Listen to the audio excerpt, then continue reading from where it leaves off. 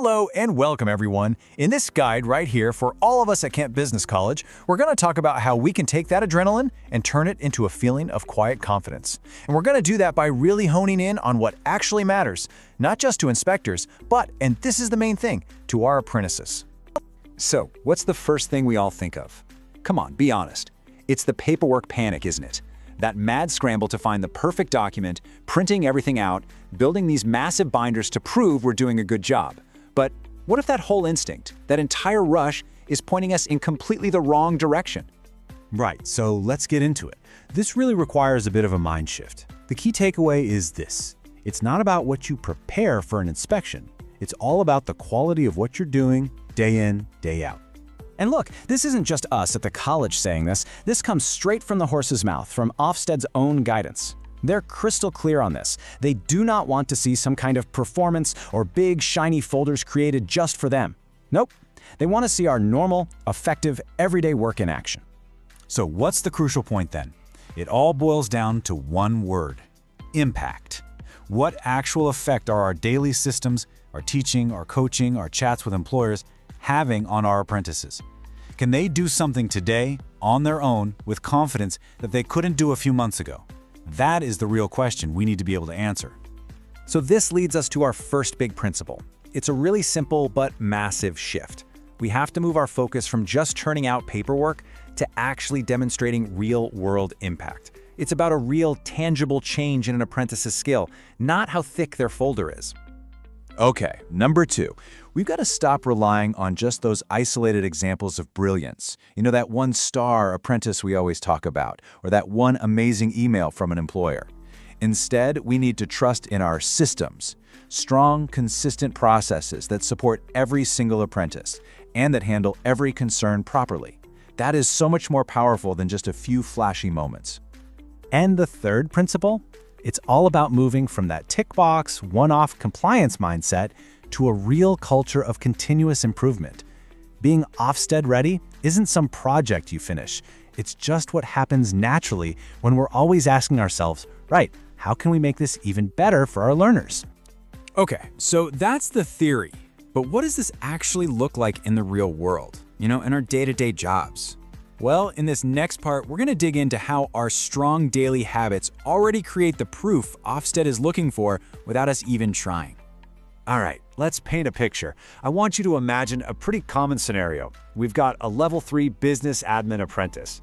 They're brilliant at the day-to-day stuff, but their data accuracy, a bit shaky, and their professional writing could do with some polish. The employers noticed, and they've told us, look, we need them ready for this big audit coming up. So here's the journey. You can see it laid out here. First up, step one, we identify the gap. This happens in the progress review. It's not just a "how are you doing" chat, it's a real deep dive into their skills. That leads straight to step two, targeted action.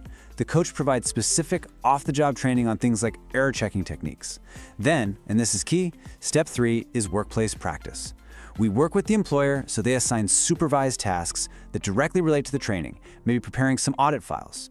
And then, step four, we measure the impact. Fast forward 10 weeks, and what do we see? The apprentice's work is way better, and you can just see their confidence has grown. And the best part, step five, the natural evidence. It's all there. The notes from the review, the examples of their improved work, that glowing email from their manager, it all just happened because we did our jobs properly. And that right there, that's the whole point. The evidence wasn't some extra thing we had to create. It was just the footprint left behind by doing our jobs well, by great teaching, smart coaching, and really working with the employer. So you can see here the difference between good and, well, not so good practice. It's night and day, really. With strong practice, the apprentice and the employer can both tell you exactly what new skill has been learned. You can see it in the quality of their work. On the other side, though, the reviews are just about attendance, the training is fuzzy, like what does shadowing even mean in terms of skill, and worst of all, the apprentice can't actually apply what they've supposedly learned. All right, this leads us to a really important bit of any inspection, the professional conversation. You know, when the inspector sits down with you. Because it's one thing to have great systems, but it's another to be able to talk about their impact with real confidence. Okay, picture it. An inspector sitting opposite you, and they ask, "So, how do you know your apprentices are actually making progress from where they started?" Now, the immediate urge might be to reach for a spreadsheet. But hold on, There's a much, much better way to answer that. A really strong answer focuses on what they can do. You'd say something like, well, we use their starting points to set real priorities for what they need to achieve in the workplace. We measure progress by looking at what they can now do on their own compared to when they started. And if we see things slowing down, we step in and adapt the plan, maybe with some targeted training or different work tasks. But honestly, the real proof is in the quality of their work and what they can show you they can do. Right, another classic question. And this one gets right to the point.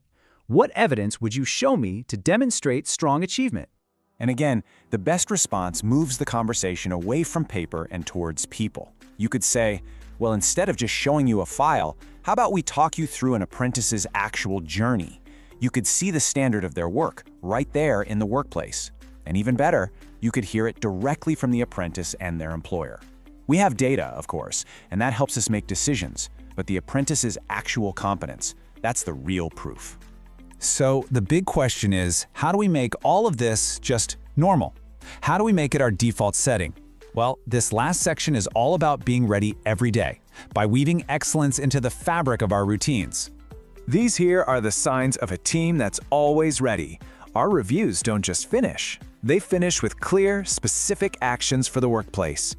Our off-the-job training isn't just theory. It teaches new skills that people actually use. Our quality checks aren't just about ticking boxes. They're about verifying real competence. And as managers, we're not just looking at one thing. We're connecting the dots, looking at multiple sources to get the full story on achievement. Look, if you take away one thing, let it be this. Being ready for inspection isn't a project you complete. It's not a mad dash in the 2 days before they arrive. It's simply the natural outcome of doing great work with integrity for every single one of our apprentices, every single day. And that really leaves us with this one powerful idea to hold on to. Strong inspection evidence is never, ever created for an inspection. It's just what gets produced automatically when we run our programs well, when we look at our own performance with honest eyes, and when we have the courage to act on what we find.